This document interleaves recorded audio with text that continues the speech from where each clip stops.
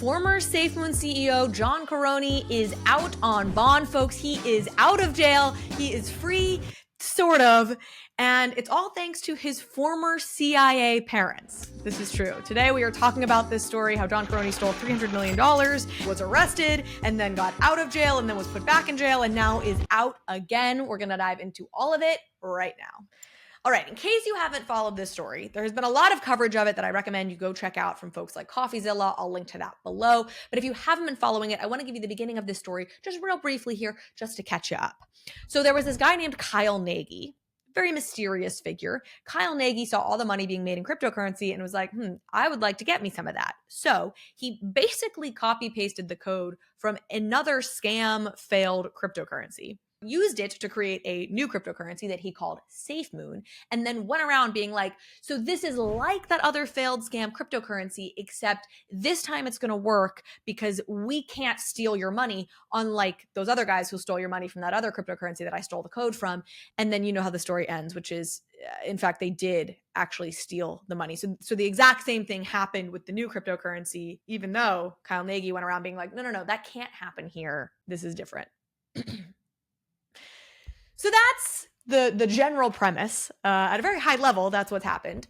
But this story is not about Kyle Nagy at all. This story is actually about Braden John Karony, better known as John Karony, who was one of the co-conspirators with Kyle Nagy in this whole thing, alongside another gentleman named Thomas Smith. So you have three people here. You've got Kyle Nagy, you've got Thomas Smith, and then you've got John Karony, and they all supposedly conspired to steal this $300 million from their customers, effectively. John was arrested on October 31st, 2023. in Salt Lake City, Utah, which is where his parents are from, where his mom currently lives with his siblings. And his mom, in the weeks leading up to the arrest, had actually been informing the FBI. She had been a source for the FBI, helping giving them information, saying she believed her son was involved in some criminal activity, et cetera, et cetera. And it's not clear if John knew that his mom was an FBI informant at this point or not. But what we do know is that John had known previously that he was being investigated by the FBI and believed that his name had been cleared, that the matter was all resolved. And we know this because of these records that have been submitted in the court filing of a conversation between John Karony and Thomas Smith, the CTO of SafeMoon. Here's this conversation. Thomas Smith says, "How goes NYC?" And John Karony says, "It goes well, dude. May have a few items for ya to work on. Baller, let me know. FBI stuff went really well. The matter is now closed." Hype! Narrator, the matter was not then closed. Things were not hype. As it turned out, this conversation would actually come back to haunt John Karony later, which we will talk about in just a moment. Okay, so it's October 31st. He's been arrested. A Utah judge initially let him out on a $500,000 bond. Now, the way a bond works, it's a little funky. There's lots of different forms of bail and bonds. A bond is typically something where you don't actually have to pay the full amount of the bond to get out of jail. You usually have to pay between 10 and 20% of the bond, and you can pay it in any sort of form of cash, or you can also just put up collateral. So you could use your house as collateral, for example. So if you have a $500,000 bond, you need to put up 10% of it. That's $50,000. You could put a house in which you have $150,000 of equity or something. You could put that up as the bond. So that was initially what a judge in Utah said. But then a judge in New York, which is where these crimes are actually going to be tried, the judge in New York who was really overseeing this case said, no. Hold on. Not so quickly. I do not sign off on this $500,000 bond. And in fact, you need to move this dude, John Karony, from Utah, where he's being held. You need to move him to New York, to the Eastern District in New York City, which is where this trial is going to take place, which is where I, as a judge, oversee things. And we will reassess this whole bond issue later on. So John is moved from Utah to New York City, where he's held in MDC, the Manhattan Detention Center. Now, people who have been following crypto crime for a while, they may recognize this name because it is in fact where Sam Bankman-Fried has been held and where he has been held since he failed his own bail, but that's a whole separate story, sometime last year. And MDC is sort of like purgatory. Like it's a waiting center. Criminals of all degrees go to await sentencing, to await trial. It's just a holding facility. And it can make it quite scary because while people like Sam Bankman-Fried and probably John Karony are likely to end up in low security prisons because they didn't commit violent crimes, they are in MDC with any manner of criminals, drug lords, murderers, rapists, etc. So at this point, John has been moved to MDC, and you can assume that he is not happy. You can assume that he is mad. First of all, he's being held in MDC. Again, pretty miserable place to have to be. And second of all, his $500,000 bond has been denied by this new judge, even though Thomas Smith, the co-conspirator Thomas Smith, he was actually let off on a $500,000 bond. And this is where some of the specifics of John Karony's case start to work against him. So initially, in the petition for a bond that John and his lawyers had prepared, when they said to the original judge, hey, we think he should be allowed out on bond, here's why, there were a couple of reasons. First of all, he argued that he was not a flight risk. John said, I'm not at any risk of trying to flee the country because my life is here and I was living in the UK for a little while and I voluntarily came back. So why would I do that if I was planning to just flee? He also said, look, I can post this bond using this house that I own. You can have the house. And my parents are also willing to post their own house and some of their retirement funds for my bond as well. So see, I'm a great candidate to meet bond, to make bond, and to be let free. But the prosecution was having none of that.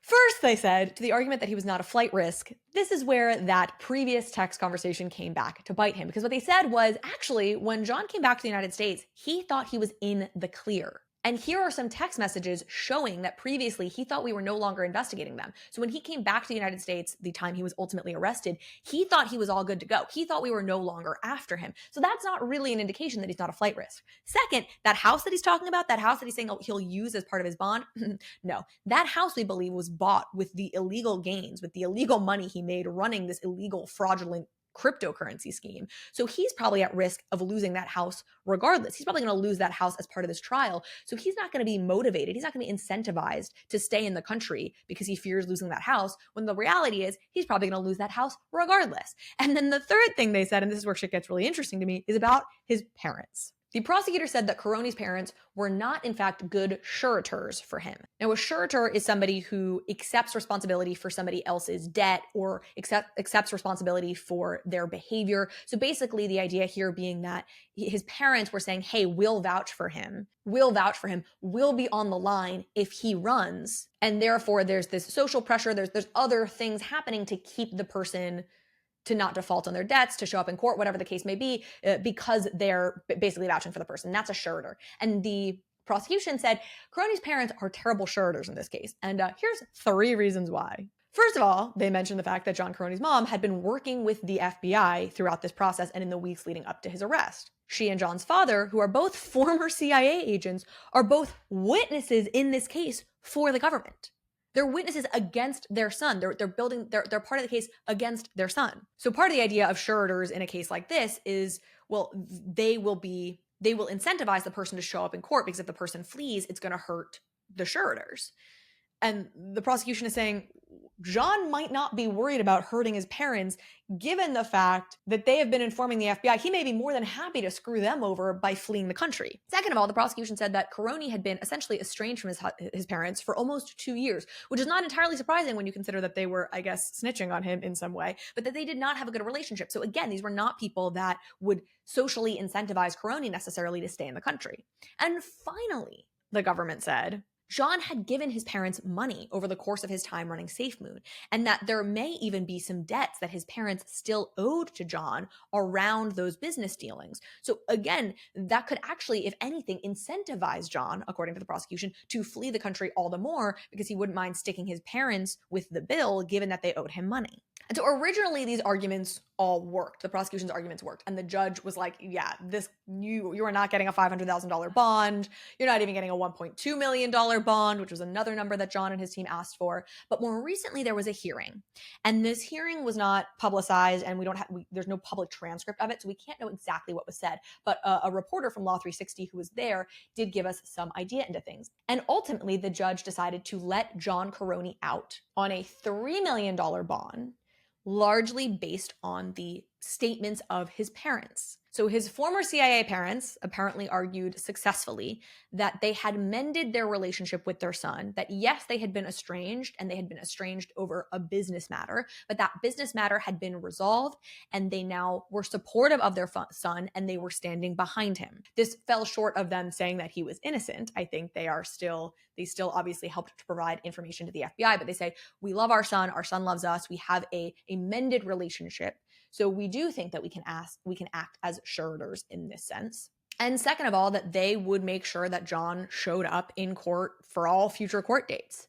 And the judge apparently bought this and was swayed and had his opinions changed on the value of John's parents as suretors based on the statements they made in court. I'm sure the fact that they are former CIA, former intelligence officers probably helps, gives them a sense of credibility as patriots and as people who want to uphold the law, I suppose. And so the judge said, fine, Corone can be let out on a $3 million bail. He can roam free, although not actually because he's essentially on house arrest, but specifically that he would have to spend his house arrest in Utah at his parents' house, at his mother's house in Utah, which is different than what John had asked for. John had been asking to spend his house arrest in Miami, I suppose, where he owns a home or where he rents a home. I don't know exactly the situation is with Miami, but he wanted to be in Miami and the judge was like, nope, you're going back to mom and dad's and you can stay in Salt Lake City until we figure out what to do with you post a trial. And so that's where he's going and presumably will stay until his trial starts, which is at a date that has not yet been mentioned. All right, folks, I hope you enjoyed this episode. If you did, please consider subscribing to the channel, liking the video, commenting below, all of the things. And if you want to learn more about SafeMoon and what's happened there, I've got a fuller episode that I'll link to above. You can also go check out all of CoffeeZilla's work. He's done an amazing job covering the story and really cracking this story from the beginning.